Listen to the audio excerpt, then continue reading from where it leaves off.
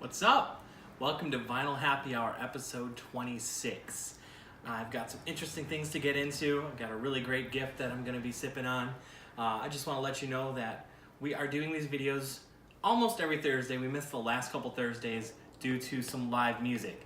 So we study music, we get really deep into music, and we enjoy live music. We love going to see music. And we missed last week. I was at Between the Buried and Me, which is an album I've featured here on the show before. And the week before that was Sharon Van Etten, another album that was featured here recently. Both were really great shows, both very different. So yeah, we're back to our usual Thursday thing. So I'm Skyler Davis from Culture Shock Clothing and Records here in Rockford, Illinois, representing the 815.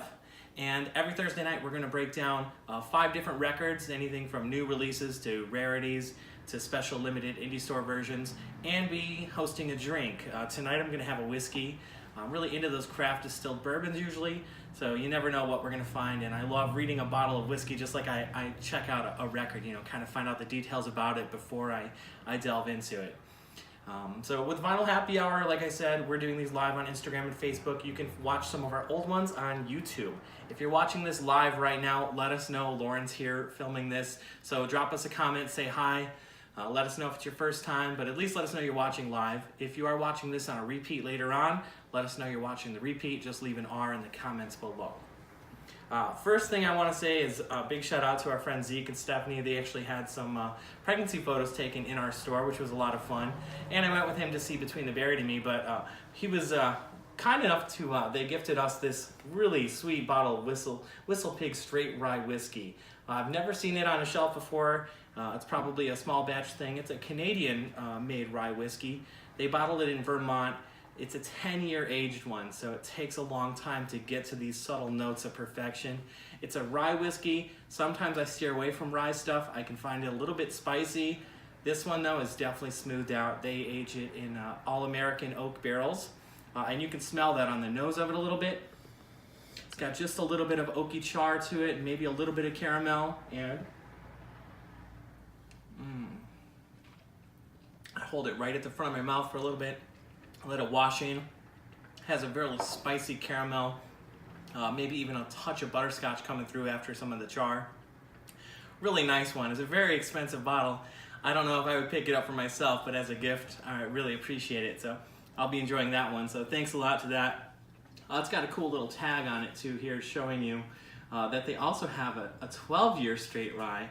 Oh wow, this thing even gives me a little hint of like a scotch or something. It's got that kind of earthier taste going along with the char. So it's got a really complex palate. So that's a really cool one. So thanks a lot for that one. I'll be checking that out. I think it would make a really great old fashioned also. So thank you. What's that again? Oh yeah. Let us know if you guys are drinking a whiskey or some other kind of craft distilled drink. Leave a comment. I want to know what you're drinking. I want to check out different things. Just like checking out different bands and artists, I love to find out the different things that are out there. There's been a lot of really interesting stuff going on in the craft beer world, also in the craft spirits world. So leave us a comment or show us a picture. I'd like to see what you're drinking here tonight. I'm going to get started though. Tonight I've got some sludge metal, some hip hop, some garage rock, some satanic doo-wop. Do you believe me? Can you believe that that's a real genre? If you think I'm joking, leave a comment and say you're joking. If you think I'm serious though, just say, leave a comment and say, I believe anything. And I've got a rare psych piece too. This first one is actually going back a while back. Baroness, this is their first full-length album from 2007. They just did a really nice reissue of it. Relapse did 1,000 copies on half red, half purple splatter vinyl. The artwork is sick, the vinyl is sick. Let's pull that out and get a closer look at it. Because it's half red, half purple, with these little specks of splatter in it, it's a 2-record set. I'm leery of these sometimes because I have had a couple of records where you hear a little bit of noise or a little crackle while you're playing it. I gave this a thorough listening here today. It's superb. I've never been let down by Relapse Records. All of their pressings, they've done lots of limited colors, always sound great. So yeah, I'm definitely happy that wherever it was pressed at, I'd like to find out more of the details on what company pressed that, but they did a great job. There's even a little inner artwork. The singer of the band, actually, he does all the artwork for their albums, and their artwork is world-renowned, always spot on with the detail, nice gatefold. Even the detail on the label of the records is cool. They are still going. They're working on, I think, their 5th or 6th album right now. This is one of my favorite albums, so it's kind of the first one I picked up on them. So it's just called the Red Album, but a really cool reissue of that. I love the color vinyl. Next up is Tsar Face. This is their new one. It actually might have come out a couple months ago, but it just finally got released on vinyl. This is Tsar Face meets Ghostface. If you haven't heard Tsar Face yet, it's like a collective, like a hip hop super group. A couple MCs and DJ, and Inspector Deck from Wu-Tang Clan is in the group. And now he gets to rhyme against his old pal, Ghostface Killah from Wu-Tang. So this has a really cool opening. It's actually like a wrestling match, like the ring announcers talking about they're going to be having a fight or whatever. So it's really cool. The comic book art on this is really cool too. It's got that traditional comic book feel. I love the look of it. All of theirs, they've kind of imposed themselves as Tsar Face as a character, but it's actually 3 different people all together making their albums. It's like their 3rd or 4th.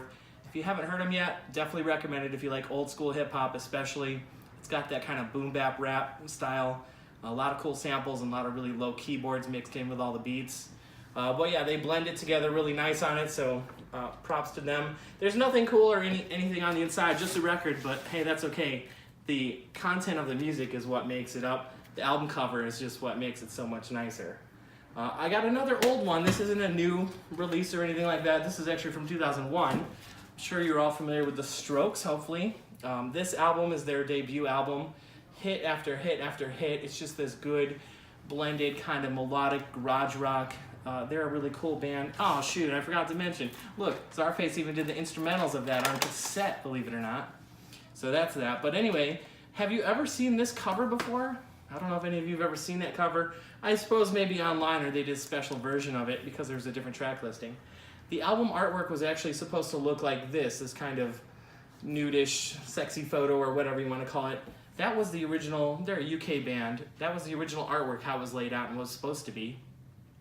I guess Woolworths and stuff had a couple complaints about it. That must be like the Walmart of the UK or something. But they didn't have a problem with selling it, so they kept that artwork.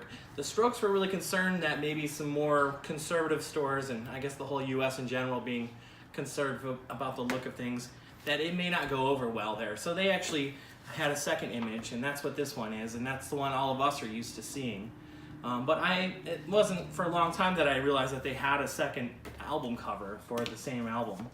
The other really interesting thing though is not only did they do different artwork for this, this album was released on September 11th, 2001, and there was a song on here called New York City Cops. It's a great song, but they actually replaced it, I forgot what, with one of their other songs, like a B-side, on the CD. So anybody who was buying the CD for the first 10 years or whatever didn't even get to hear that song in the US. They, just with all the events happening September 11th, not that it's a bad song, they just didn't want it to leave a bad taste in people's mouth or anything, so they edited that. That was only on the CD. If you were one of the few people still buying records in the early 2000s, it had the full track listing. But this is the music on vinyl reissue. This is like the import version. The US version of the vinyl still has this artwork. But I just thought that was so neat. It's just kind of cool how they did 2 different album covers and even track listings. Anyway, if you heard me at the top of the show, I said we're going to talk about some satanic doo-wop. If you think that's a joke, you're wrong, because it's a real thing. This is a satanic doo-wop group called Twin Temple. It's their first album now. Satanic doo-wop, blessed by the devil himself. This album is on Rise Above Records, who has brought us lots of like Uncle S and the Deadbeats, Electric Wizard, Cathedral, all these like really heavy doom rock stoner bands that sound like, you know, very Sabbathy, Black Sabbath. This band is totally perfect sounding pop. It's not even, to me, it's not like doo-wop like you would think Under the Boardwalk. It's more like, what do you call it when you want to call it? Like a zoot jazz kind of thing with really great female vocals and horns even and stuff. And the guitar's got that real 60s jangly kind of rockabilly vibe.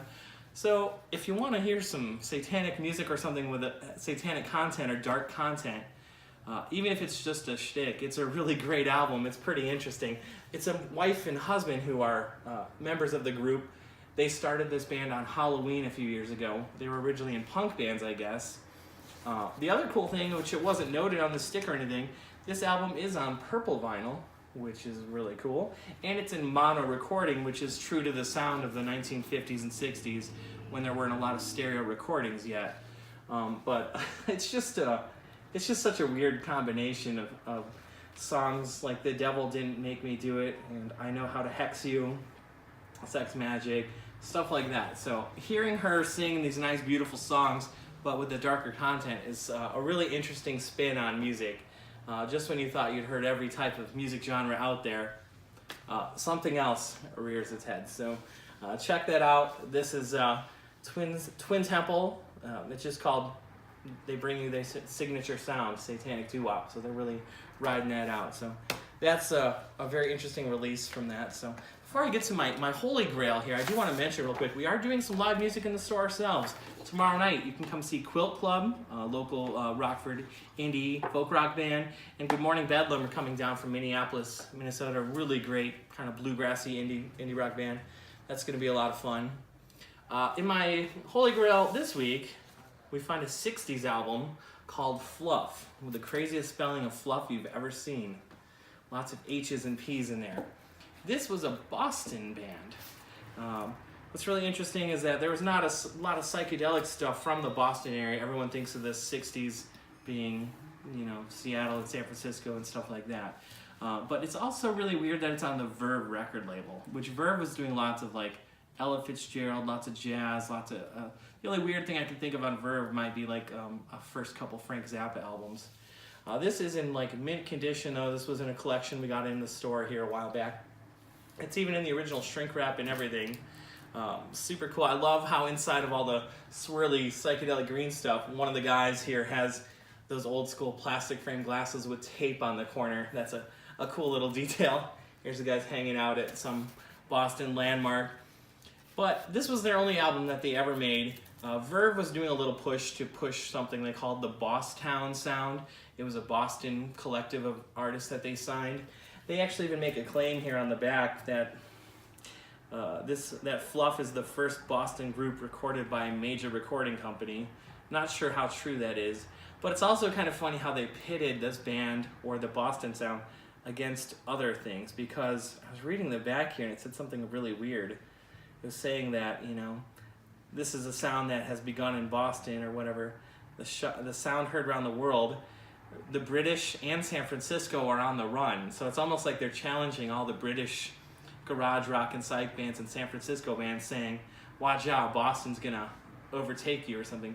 And I was reading that a lot of people who are into this music, and a lot of hippies especially, took offense to that, and they thought it was like a, you know, like a warning or something, or trying to say, hey, we're better than you.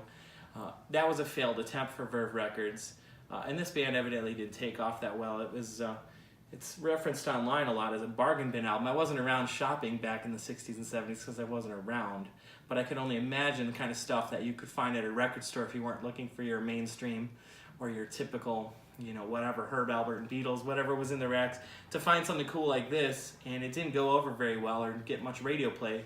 So it was a bargain bin. They call a lot of cutouts. So a lot of times you'll see where it had sale tags or sometimes holes through it. This one doesn't. But it didn't make it very far into the music world, I guess. But it's a really cool archive piece. Oh yeah, the sound of it though is cool. There's a lot of heavy organ. There's an organ player, and he's just playing all over every song. It's cool, and the guitar is really dreamy in some parts. They all share vocals on it too. There was a song on here. I always look on these psych albums to see the last side. There's usually a really long track, and sure enough, there's a 7-minute long track, and I listened to it. It's my favorite one. It's on the B side like they usually are, and I recognize something from it, and oddly enough, it's been sampled by DJ Shadow on one of his first albums. He's a famous crate digger, cool hip-hop DJ producer, and he sampled some of the guitar parts and sounds on it on one of his albums. So it's really cool to find when a DJ or a hip-hop artist has sampled something from some old jazz or rock album like that. So that was my holy grail for the week. Again, if you like these bands, please check them out. What's cool is you can stream a lot of albums now too if you want to sample them out before you go out and make your purchase. That's a great way. A lot of these bands even have made YouTube videos and things like that. So the days of MTV may not be happening, but we've got other ways. And at our store, we strive to bring in all kinds of really interesting releases every single Friday. New and used, a lot of big labels, a lot of small labels too. And it's great that a lot of stores, or record labels, I mean, are putting out independent releases or special colored vinyl. Record Store Day is going to be bringing out a lot of special releases this year too. That's April 13th. So we're going to start talking about that list coming up next. But until next Thursday, anyway, for our next Vinyl Happy Hour, please stop in and check out all these special releases. And enjoy your drink. Have a great night. Thank you. Cheers.